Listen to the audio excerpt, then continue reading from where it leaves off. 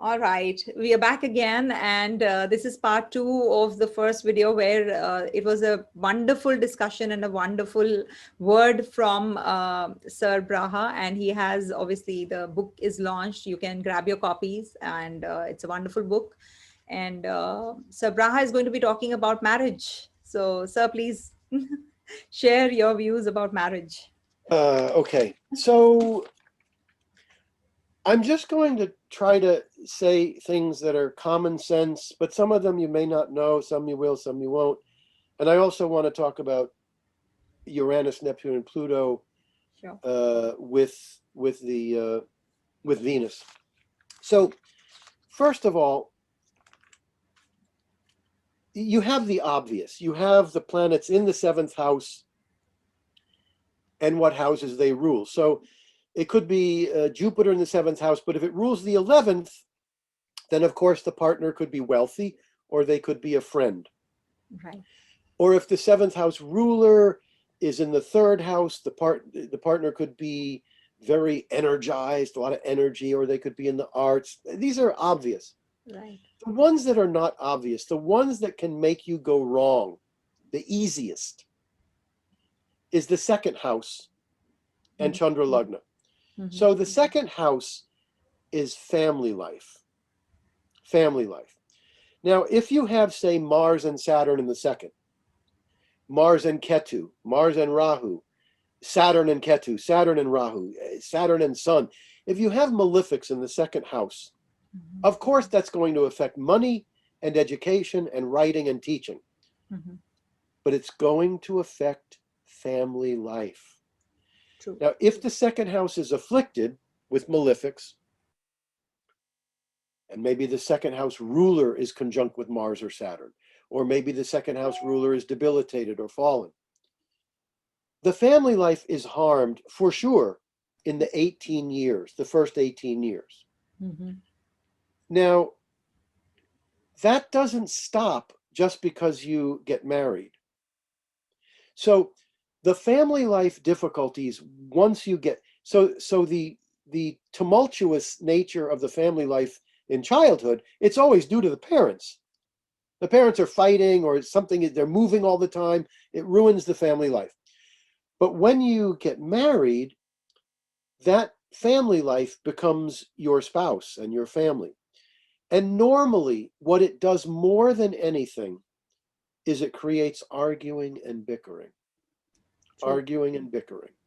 So if the second house is afflicted, oh, you did this today. Why did you do that? Oh, all these little things. The person feels they have to open their mouth and Yeah. say what's bothering them, Yeah.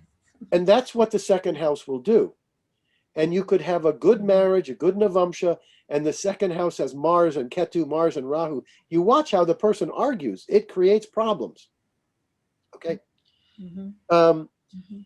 the next thing is that Chandra Lagna, when there's planets in the seventh house, I have Mhm. never seen them fail.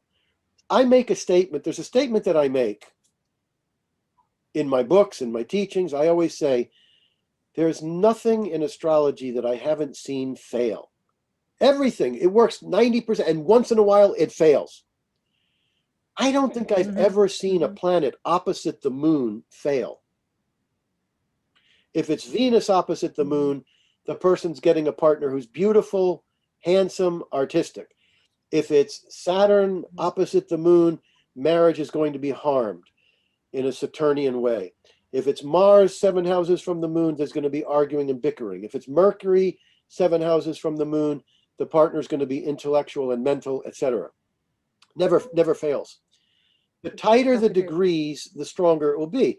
So if the moon is, 7 degrees of Aries, and Mhm. you know Jupiter is 7 degrees Libra or 10 degrees Libra, the partner's going to be religious and philosophical and spiritual and ethical. But even if the moon is 2 degrees and Jupiter's 25 degrees, if they're still in those same houses, the effect is going to be there. And I want to say, you Mhm. know, everybody knows James Braha. He has no respect for anything except what he thinks works. I can't help it. That's how I am. the Chandra Lagna for me does not work very well. When I look at Chandra Lagna for the 10th house, for the second house, for all that stuff, you can use it. Everybody loves it. It's wonderful. In my opinion is Mm-hmm. this.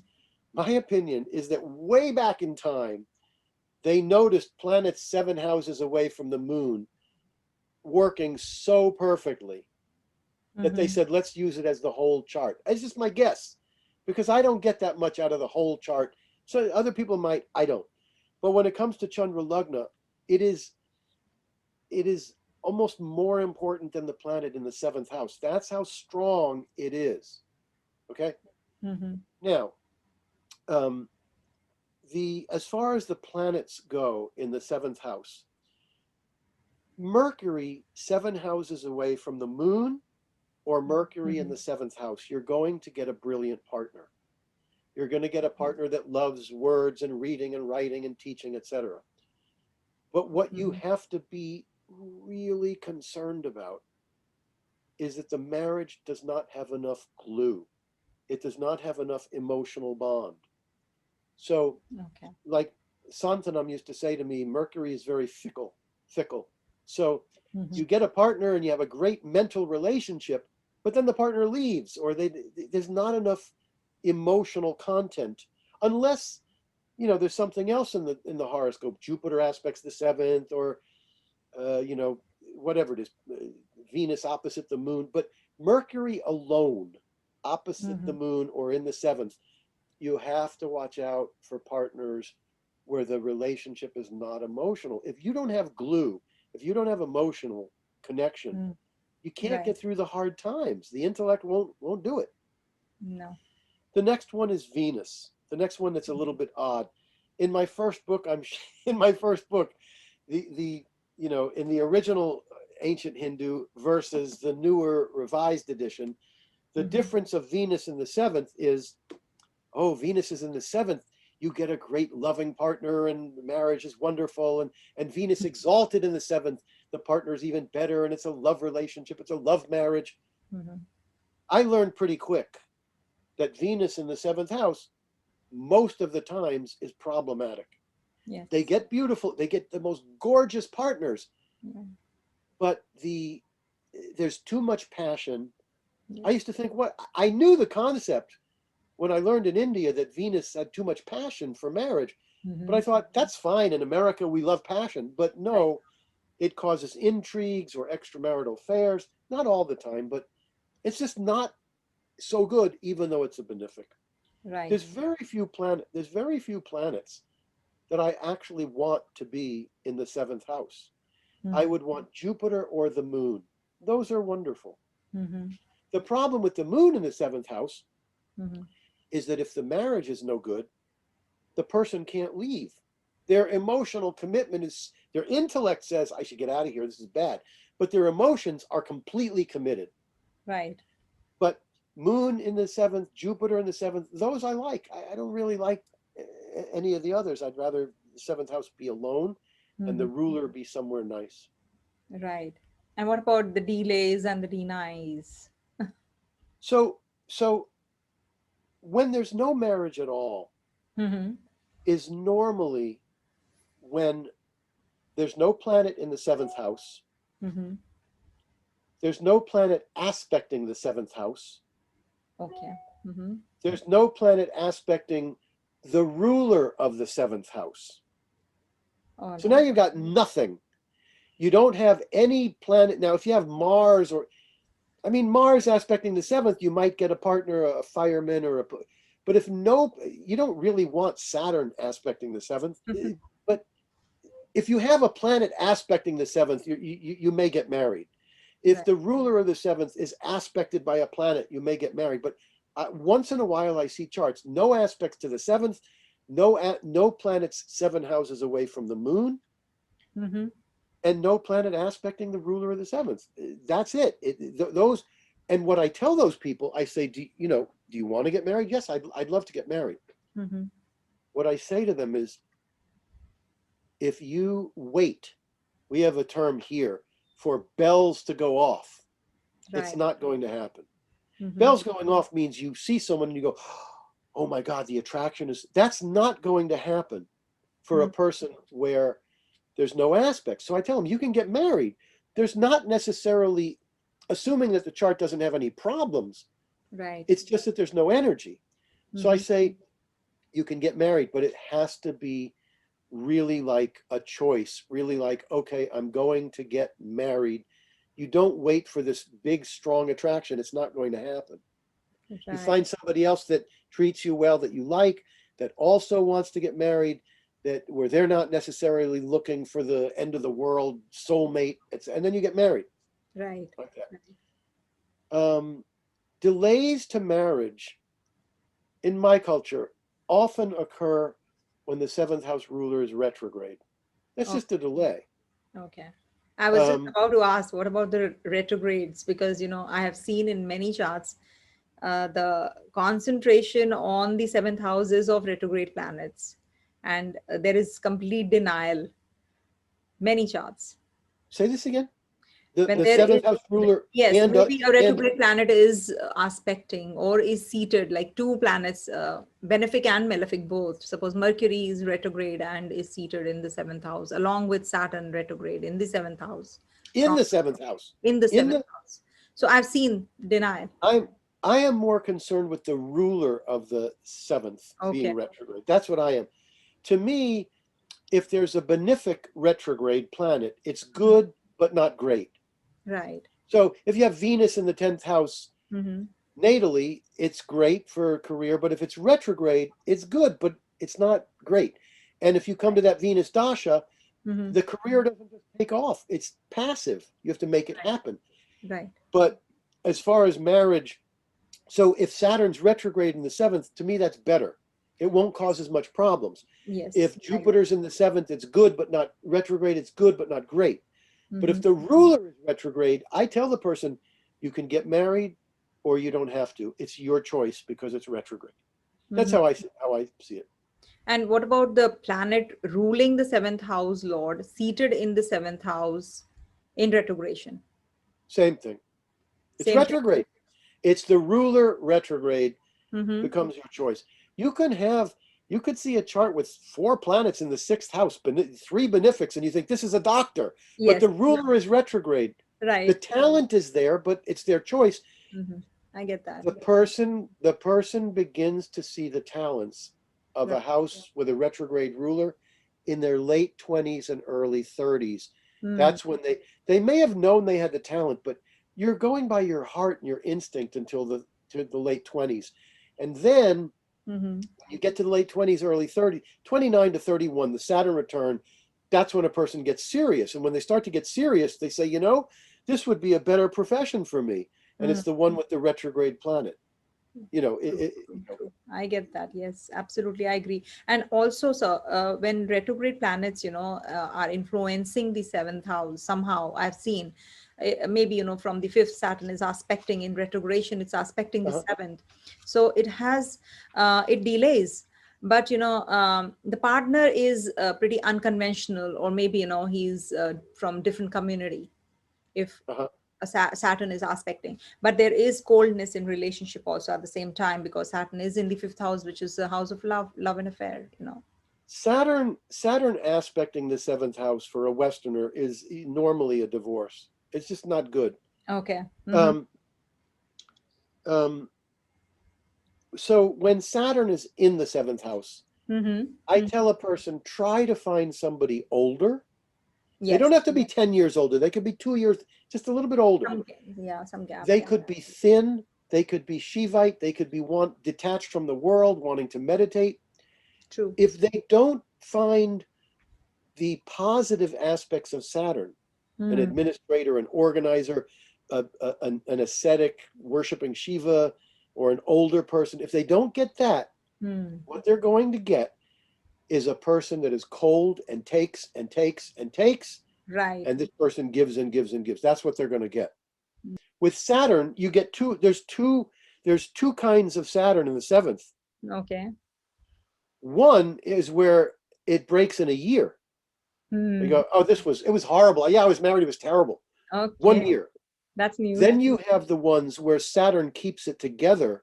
Yes. The person, I say, wait a minute, you've been miserable for 35 years and you're still, yes. It's either extreme. I never find in between. It's either extreme. Right. That's what I find. No, for me, Yes. it's just a question. It doesn't bother me that Saturn rules the seventh. Mm-hmm. Where is the seventh? If the ruler Where's of the Saturn? seventh, Yes. Mm-hmm. if the ruler of the seventh is Saturn, and Right. it's in the 10th house, the Mm-hmm. person gets a career partner. If it's in the second house, they get a money partner. If it's in the third house, they get an energetic or computer, mechanical. If it's in the 11th, wealthy or a friend. Mm-hmm. But that's all I would say. I don't say anything else. No, but generally, like for Cancer and Leo people, I've seen they have some problems as compared to the rest of the, like maybe Pisces or a Libra or a Taurus people, as compared to them, or as a matter of fact, Gemini or Virgo signs rising. So as compared to them, I've seen when there is a lot of problem in a chart, I've seen Cancer and Leo people having more than the normal problem. Obviously, Saturn's placement Yeah. does So play a role, I but cannot comment on that because you I don't. can't, you are not generalizing like that. Yes. I try to get as specific as I can. The only thing that Saturn ruling the seventh means Yes. on its own, forget Mhm. where it's placed. Okay. Maybe the person is older, maybe they are Shivite, but it's very general. It's very general. Whatever to me, but you have to go by your experience. Yes. Yeah. The thing that you have to understand Yes, sir. is that you have just made these very specific statements Right. about 1/12 of the world, Mm-hmm. Mm-hmm. about one. So when you say that because Mercury rules that house, or because there is some truth to it, Yes. but just remember, Yes, sir. there's 8 billion people. So when you said that about the Saturn ruling that house, you just said it about almost 1 billion people have this effect. So Yes. I I look more, Yeah. but that I Yes, know there are obviously. people, We'll be seeing the placement of the planets as well, their aspects also. right? How are they? Are they combust? Are they retrograde? Are they really tightly conjunct? Rahu Ketu grasping them. All those issues are also there. Right, All those factors we have to consider. And of right. course, the Kal Sarpa also plays a very important role if it is in 1/7 axis for marriage. I've seen people having terrible marriages in those cases as well. So yeah, there are multiple factors. If we are talking about marriage, it's a vast subject. When we talk about career, it's another set of rules and Right. vast. You can write another book on that. I'm And then sure. you have, and then you have um, the conjunctions of Venus, the aspects to Yes, sir. Venus. Yes, sir. So the aspects to Venus, Mm-hmm. the aspects to Venus are very, very specific. Mm-hmm. So aside from the seventh house, aside from Chandra Lagna, aside from the Navamsha, Mm-hmm. Mm-hmm. now you have the aspects of Venus alone. Right. This is like, I'm going to give you an example. I've seen charts where the fifth house was terrible, the ruler of the fifth house was terrible, and Mm-hmm. the person had some great, wonderful child. And it was strictly because the planet Jupiter was so strong, The Karaka. Yes. The the significant. Karaka. Yeah. Mm-hmm. So the seventh could be great, the Navamsha could be great, and then Venus could be destroyed, and you have terrible. Marriage. Yes. Yes, yes. Definitely. So, Yeah, the yeah, Karaka is very important. Saturn for profession, Venus for marriage, of course, and Jupiter for children. We have to see yeah. those also. So if they are weak, I mean, we have to. if like in my book, I say if Venus is fallen, the person is likely to have troubles in the throat, thyroid, reproductive, and in love matters. True. The sun, the sun is fallen. The person has problems with the heart, the spine, and the Mm-hmm. lower back, and they also have confidence problems. It's Yes. just the karaka is very important. But now the other thing that people may not be seeing because they're not using Uranus, Neptune, and Pluto, and Yes. I say this in my book. Mm-hmm. Mm-hmm. This is really bizarre. When I got to the final note of revising my book, Right. the final note was trying to urge Western astrologers The title is Ancient Hindu Astrology for the Modern Western Astrologer. I'm trying to tell them, please look into the Hindu Vedic system. It's so rich, it's so wonderful. In this edition, I had to say, please, people that are studying Hindu Vedic and using this book, please look into the Western system. And I say, so everything is switched now, 40 years later. And I say, Uranus, Neptune, and Pluto are not Western. They're just recent. Yes. The more progressive Hindu Vedic people will use it. They still were there. They were there all the time. So if you have a horoscope and you're looking at married life, right, and you see Neptune, Neptune aspecting Venus, it can be conjunction, opposition, okay, or in an angle. all in right. an angle. So if Venus is first house and Neptune in fourth house, that's an angle. If Venus in the second, Neptune in the fifth, that's an angle. But in this sense, I want to say to use 7 or 8 degrees, up to 0, 1, 2, up to 7 or 8 degrees, not 30 degrees. If Venus conjunct Neptune, opposite Neptune, angular from Neptune, if that happens, the person's going to have illusion, deception, drugs, alcohol in the marriage. All right. If Venus is with Neptune or opposite Neptune or angular from Neptune tightly, the partner is going to be illusion, deception, cheating, drugs, or alcohol. Wow. It almost always works. Once in a while, they could be spiritual or mystical. Most of the times, they're going to be those negatives.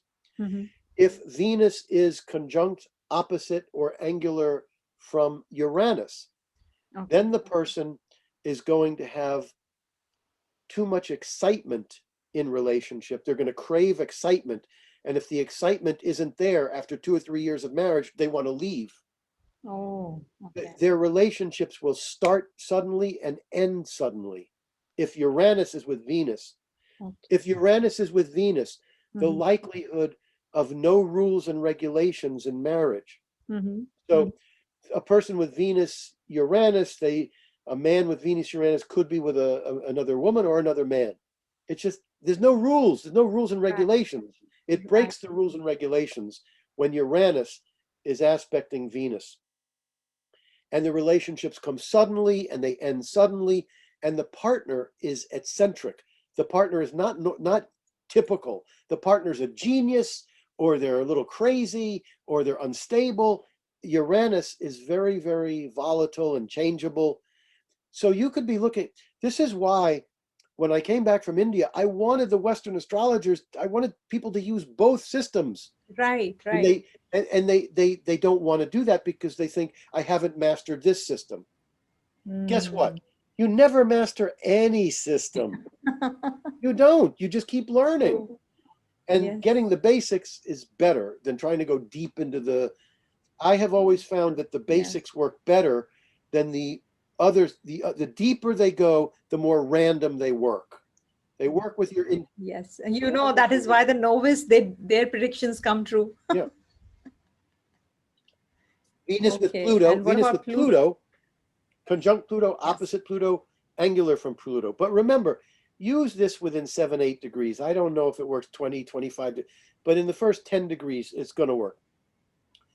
Right. The conjunction with Pluto, or the opposition, or the square, they're likely to get the most intensity. The relationships become enormously intense with a lot of growth. They have fights, or they have a problem, and then they have to go through this emotional turmoil, and they grow from it. Lasting. It just keeps it it's like Pluto in the 7th house is the same thing. They have these outbursts, they have these emotional traumas, and they have to work through them. But Pluto with Venus also can mean that the partner, especially in opposition or angular, the partner may be domineering beyond belief, manipulative, domineering. It's kind of like Rahu. It's intense, it's domineering, it's very, very, it's not easy to deal with. And Pluto is death. Pluto rules Scorpio. So people with Pluto Venus, they may tell you, I was with a partner and they just disappeared or they died. Not everybody, but that's what you're looking at. So these are the things that, Wow. if a person has a Uranus Venus, a Neptune Venus, a Pluto Venus, and you don't know it, then you're looking in the Hindu Vedic chart and you're making up reasons why this is happening, and they're right there. But I'm not Right. blaming anybody, because this is going to happen to everybody, because it's not just Hindu. It's Parashara, it's Jaimini, it's Tibetan, it's Mahabodhi, it's Western. You're never gonna master it all. Right. But if you don't, if Uranus, Neptune, and Pluto are easy enough to read about in books, the Mm, best book on mm, Uranus, Neptune, and Pluto is by Stephen Arroyo, and it's called right. Astrology, Karma, and Transformation. That's a really good book. Mm-hmm. You could also read my book, How to Be a Great Astrologer, which goes Mm-hmm. through just the Western aspects. That also will Okay, help. But great. those are the things to Wow. me. Do you use Gulik also, sir? Have you tried I Gulik? never learned about Gulick. My teachers never talked about it. We didn't have enough time. I don't know Okay, if they were. because Gulik also works wonders, with which planet it is, it'll that significations of the particular planet, the place where it's suffer. In the seventh house, first house, There's not no considered good. shortage of suffering. So you also take Mars for male and Venus for female, like that, or Jupiter, as a matter of fact, for I'm glad you brought that up, because yes, of course, Jupiter I take as male, Mars as male, Moon and Venus as female, but there's a problem with that. mm-hmm, mm-hmm. There's a major problem with that. It's more than anything with the moon, All right. more than anything. Mm-hmm. The moon in the fifth house is probably 50-50. Sometimes Right. it's a girl, sometimes it's a boy. Mm-hmm. The moon in the third house, sometimes the younger sibling's a boy and sometimes it's a girl. There's no way to know. That's been my experience. Mm-hmm. Now, the other thing is, Venus in the fifth house might not be a girl. It might be an artist's son or a mathematician's son. Mm-hmm.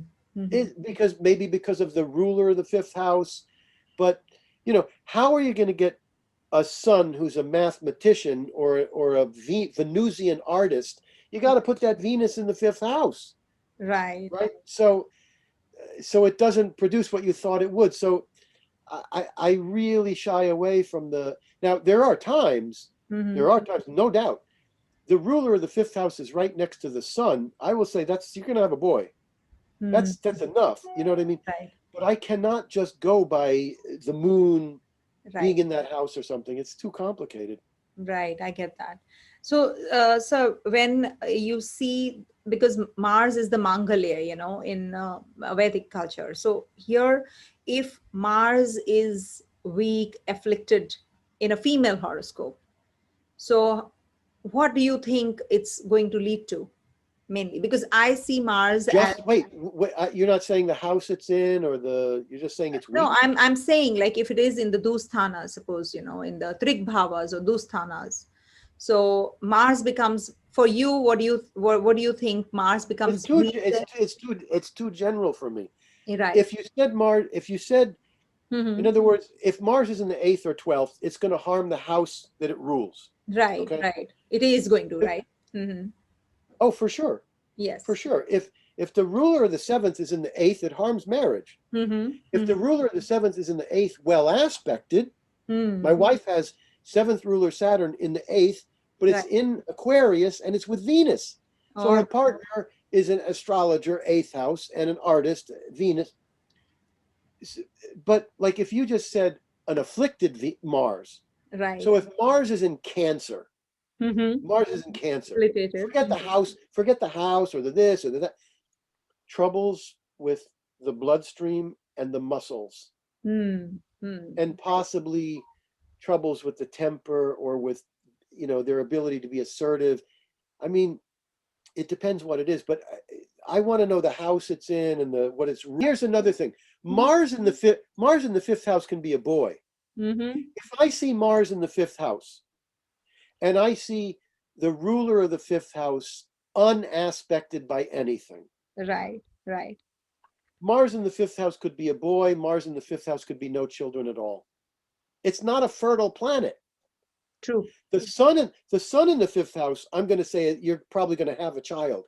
If Mm-hmm. there's no aspects to the fifth house, Mm-hmm. no aspects to the ruler of the fifth house, Mm-hmm. Mm-hmm. and Mars is there, it's Right. not fertile. It could be a boy, a sports boy, a aggressive boy, or it could be no child at all. It's not fertile. Right. Right. Yeah, it's barren. It's barren. It Mm-hmm. could be. I mean, it's there's a saying in astrology: see something once, it's possible. See it twice, it's probable. See it 3 times, you can bet on it. Right. So if Mars is in the fifth house and there's no aspects, I don't know, a boy or maybe nothing.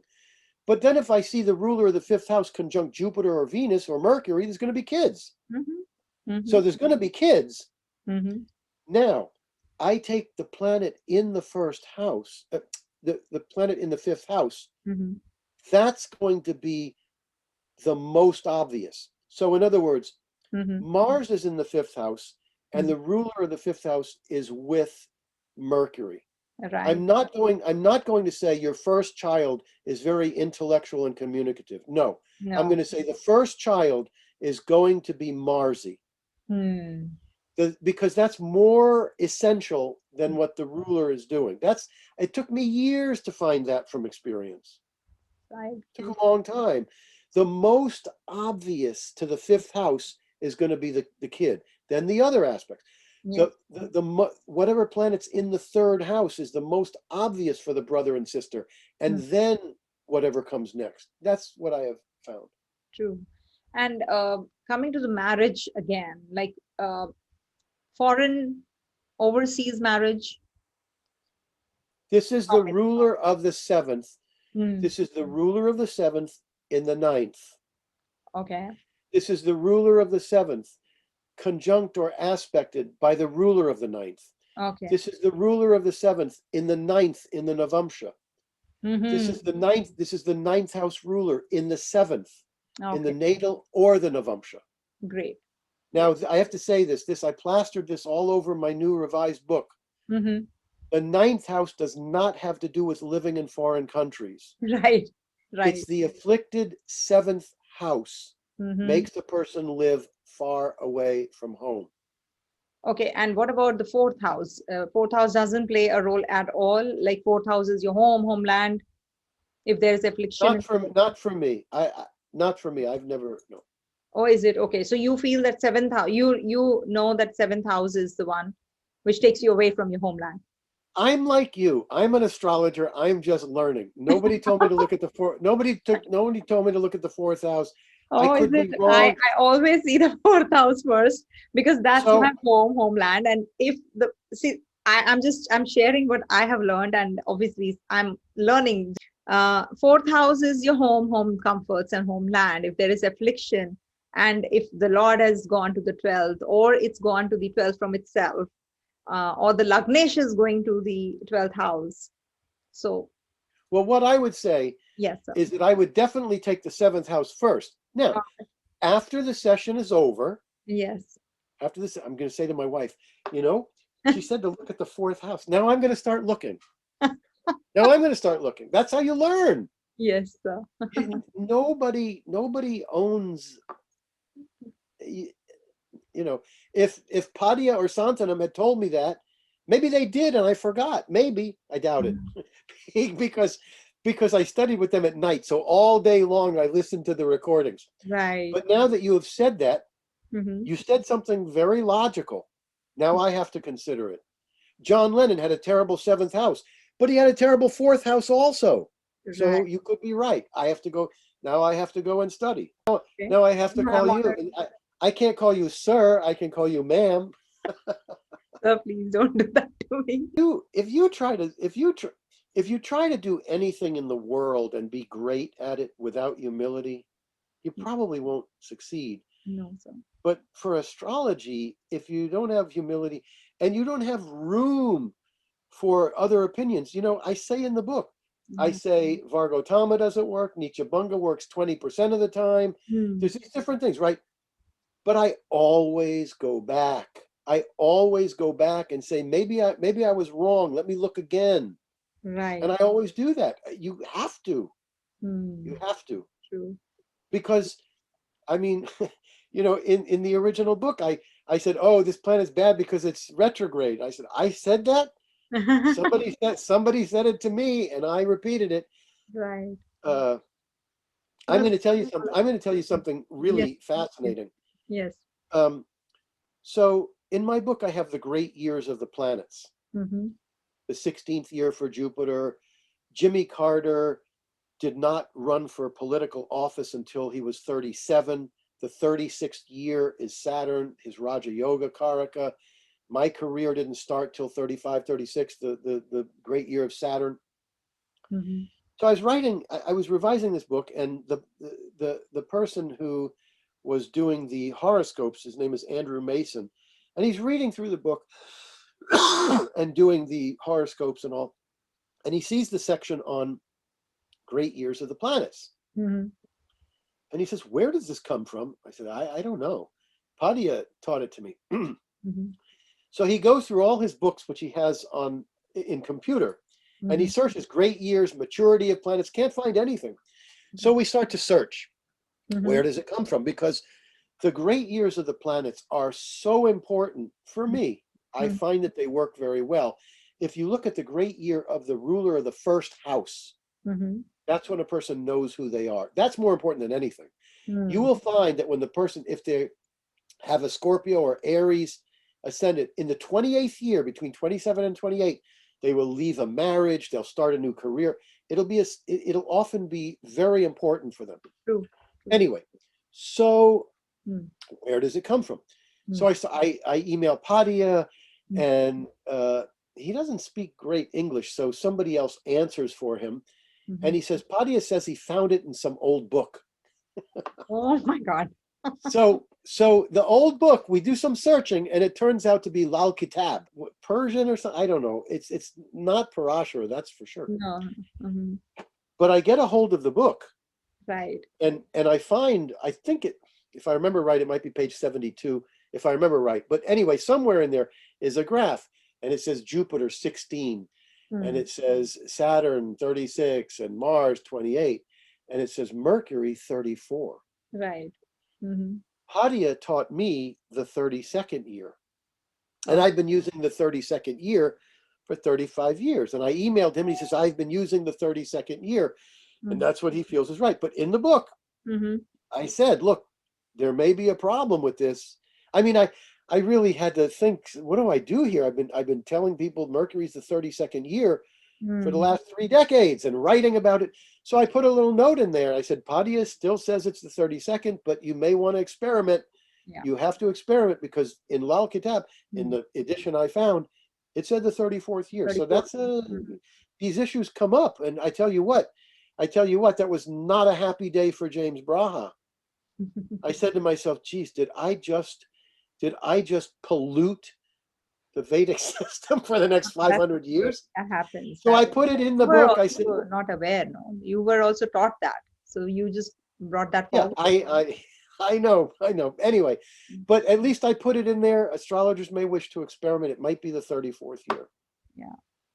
These Right. things happen. These How do you things think the happen. knowledge gets? Yeah. Yeah, and these things happen, and we are learning.